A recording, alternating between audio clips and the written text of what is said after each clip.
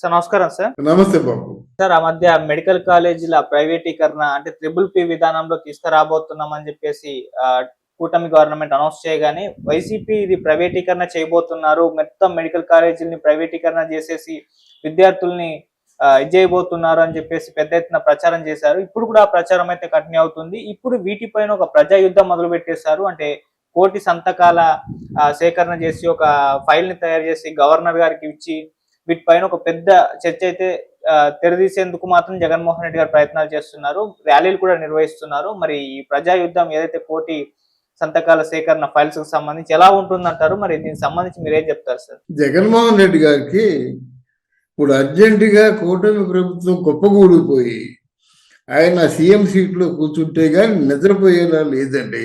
ఆయన నిద్ర పట్టడం లేదు. ఫ్రస్ట్రేషను. ఎప్పుడు ఏ కార్యక్రమాలు తలపెడుతున్నాడో ఆయనకే తెలియదు. ఆయన తలపెట్టినటువంటి పిచ్చి కార్యక్రమాల్లో ఇదొక కార్యక్రమం. కోటి సంతకాల సేకరణ. కోటి కాకపోతే 10 కోట్ల సంతకాలు పెట్టనివ్వండి. అంటే కూటమి ప్రభుత్వం కూలిపోతుందా? కూలిపోయే మార్గం ఏమైనా ఉందా?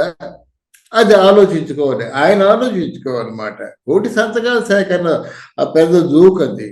ఇకపోయినట్టయితే గవర్నమెంట్ ప్రైవేటీకరణ చేస్తుంది మెడికల్ కాలేజ్ అని ఎవరు చెప్పారండి?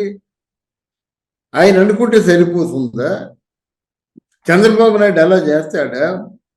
చంద్రబాబు నాయుడుకి ఒక విజన్ ఉంటుంది కదా. విజన్ ఎలా ఉంటుంది? తన చేసి మట్టి అంటుకోకుండా ఈ బృహత్తరమైన కార్యక్రమాన్ని పూర్తి చేయాలనే ఆలోచనతో ఆయన నిర్ణయం తీసుకున్నాడు. వీళ్ళు చేసింది ఏమిటి? 17 మెడికల్ కాలేజీకి 17 మెడికల్ కాలేజీలు శాంక్షన్ చేశారు.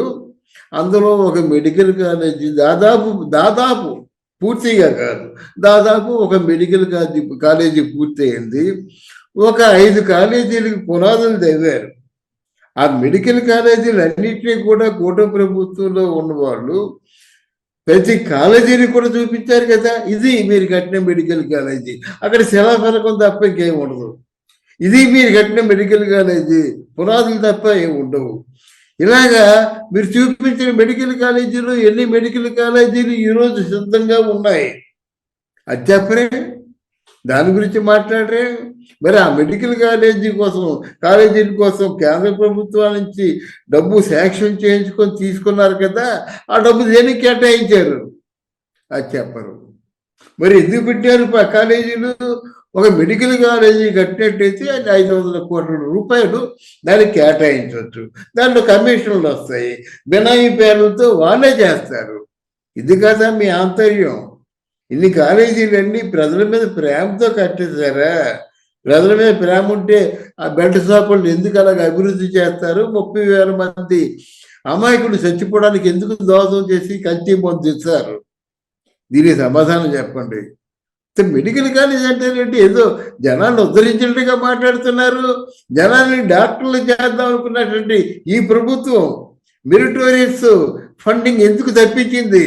ఎవరైనా ప్రతిభ ఉన్న విద్యార్థులు ఫారిన్ కంట్రీ వెళ్తానంటే గవర్నమెంట్ ఫండ్ ఇచ్చి పంపిస్తుంది. అటువంటి ఫండ్ ఇచ్చి పంపించే కార్యక్రమాన్ని మీరు ఎందుకు ఉపసంహరించుకున్నారు? ఏమిటండి మీరు మాట్లాడే మాటలకు ఏమైనా అర్థం ఉందా?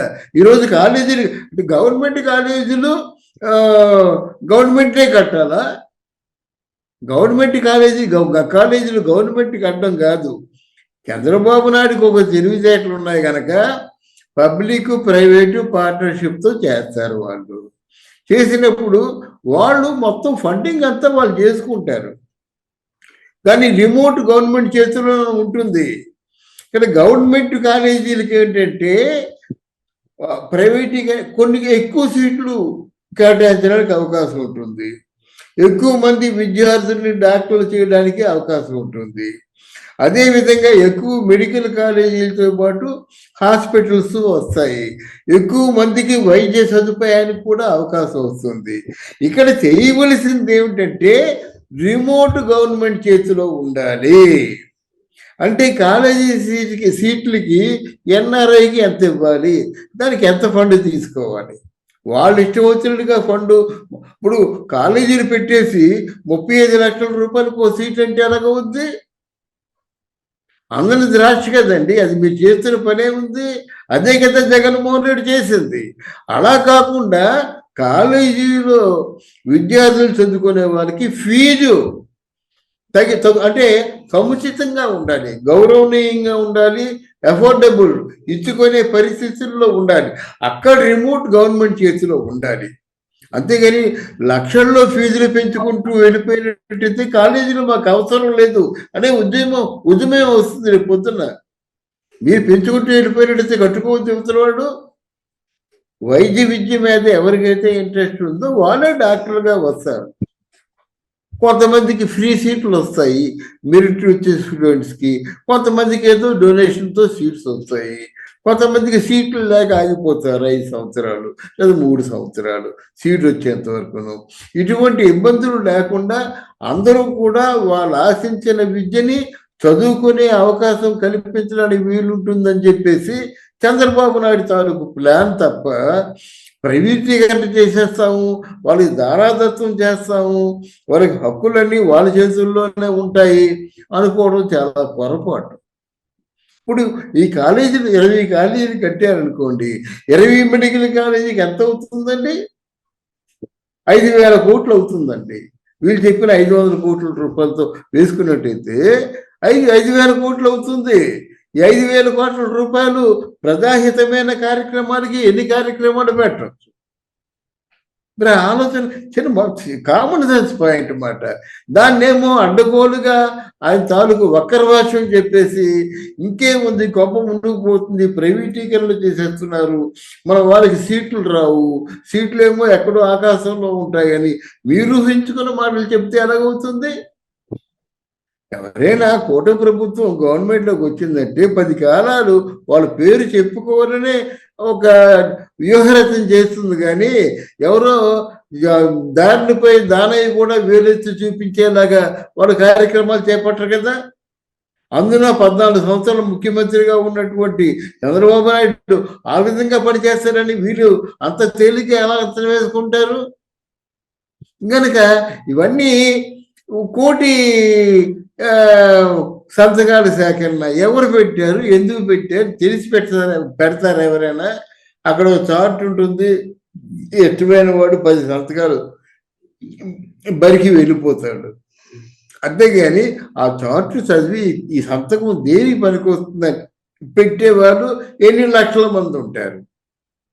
ఇకపోతే ఈ కోటి సంతకాల సేకరణలో ఏ సంతకం ఎవరితో ఎవరైనా కనిపెట్టగలరా? పోనీ ఎంతమంది నిజంగా సిన్సియర్గా పెట్టారో ఎవరైనా కనిపెట్టగలరా? ఒక్కొక్కరు కూర్చుంటారు, 1000 సంతకాలు పెడతారు, వెళ్ళిపోతారు, 500 సంతకాలు పెడతారు, వెళ్ళిపోతారు. ఇది ప్రజా గొంతు, ప్రజా వాక్కు అని ఎలా మీరు భావిస్తారు? ప్రజా వాక్ అంటే 1 కోటి మంది రోడ్డు మీదకి రావాలి. ఇదే గవర్నర్ దానికి సంతకాలు ఎందుకు? మనుషులను వెళ్ళమని చెప్పండి. ఇదే గవర్నర్ దానికి 1 కోటి మంది వ్యతిరేకించారు కదా. 1,35 లక్షల మంది అంటున్నారు. ఈ 1,35 లక్షల మంది గవర్నర్ దగ్గరికి వెళ్ళి ఏముండేది మేము వ్యతిరేకిస్తున్నాము అని చెప్పానండి, బాగుంటుంది. అది ప్రజావాక్కు, ప్రజల గొంతు. ఆ ధ్వని గొప్పది, ఆ నాదం గొప్పది, ఆ ఘోష గొప్పది కనుక దానికి గౌరవం ఉంటుంది. కానీ మీ సంతకాల సేకరణ ఎప్పుడో పాత సంతకాయ పచ్చడిది, ఇప్పుడు సంతకాల సేకరణకి ఏం వాల్యూ ఉంటుందండి? ఎవరు చూస్తారండి? ఇది కేవలం కూటమి ప్రభుత్వం మీద అవాకులు చవాకులు ఏదో ఒకటి పేలి వాళ్ళు దెబ్బతీయాలనే ప్రయత్నమే కదా. దెబ్బతీయాలనే ప్రయత్నమే కాకుండా వాళ్ళు మంచి పనులు చేస్తున్న వాళ్ళని వెనక్కి లాగుతున్నారు. అది చాలా బాధాకరం. వీళ్ళు పక్క పరిశ్రమలకేమో శంకుస్థాపనలు చేసి నిర్మాణాలు చేసి వాళ్ళతో ఎంఈఓలు పెట్టుకొని ఇంకా వరదలాగా వస్తున్నటువంటి ఐటీ కంపెనీలనేమో వాళ్ళతో మాట్లాడుకొని బార్గెనింగ్ చేసుకొని ఏదో విధంగా వీళ్ళు పరిశ్రమలు అభివృద్ధి చేద్దాము, విశాఖ మొత్తం ఉత్తరాంధ్ర అంతా కూడా ఐటీ హబ్గా కంప్లీట్గా అంటే ఎలా ఉంటుందంటే చాలా గొప్పగా తయారవుతుంది అన్నమాట. ఇటువంటి పరిస్థితుల్లో పండగలు చేసుకుంటున్నారు ఉత్తరాంధ్రలో ఉన్న వాళ్ళందరూ. ఇటువంటి పరిస్థితుల్లో ఈ ఒక ఏదో దిష్టి లాగా లేదా దిష్టి బొమ్మలాగా ఇటువంటి ఒక అభూత కల్పనలు సృష్టించి భూతాల్లాగా విరుచుకు పడడం అది న్యాయం కాదండి. ఎవరైనా పెద్ద మనసుతో ఆలోచించాలి. ఎవరైనా చేస్తుంది ప్రజాహితమైన కార్యక్రమాలా కాదా, ప్రజల భవిష్యత్తుకి సంబంధించిన కార్యక్రమాలా కాదా, బిడ్డల భవిష్యత్తుకి సంబంధించిన కార్యక్రమాలా కాదా, ఇవి ఆలోచించాలి. వారి బిడ్డలు బాగుండాలి, చదువుకున్న వారికేమో ఉద్యోగాలు రావాలి, పరిశ్రమలు రావాలి, కళ్ళ ముందు ఉద్యోగాలు కల్పించాలి. కొడుకున్న బిడ్డలు ఎక్కడో పరాయ దేశానికి వెళ్ళిపోయి ఈరోజు బిడ్డల్ని తల్లిదండ్రులు చూడలేరు, తల్లిదండ్రులు బిడ్డలు చూడలేరు అన్నమాట. వాళ్ళు ఫోన్లో ఏడుస్తుంటే ఆ గుండె కోత ఎంతమంది తెలుసండి. కానీ చదువుకునే బిడ్డలు కళ్ళ ముందు ఉంటారు. ఇక్కడ తగిన ఉద్యోగాలు ఉంటే, ఉద్యోగాలు లేకపోతే ఎక్కడ ఉద్యోగం దొరుకుతుందో వెతుక్కుంటూ పోతారు.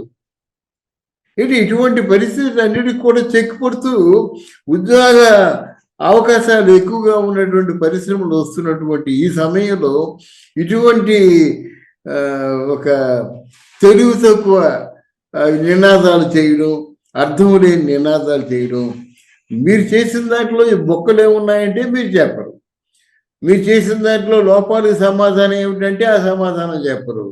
ఎంతసేపు వేలుతో చూపించడమేనా? ఒక వేలు చూపుడు వేలుతో చూపితే 4 వేలు మిమ్మల్ని చూపిస్తున్నాయి. ఆ విషయం మీరు గుర్తుంచుకోండి. అంతే. జగన్మోహన్ రెడ్డికి ఏముంది, పని లేక ఏదో 4 మాటలు మాట్లాడతారు తప్ప, 4 మాటలు మాట్లాడమని పేటీఎం బ్యాచ్ ఉన్నారు, కొంతమంది ఉన్నారు వాళ్ళ తాలూకు భజన చేసేవారు.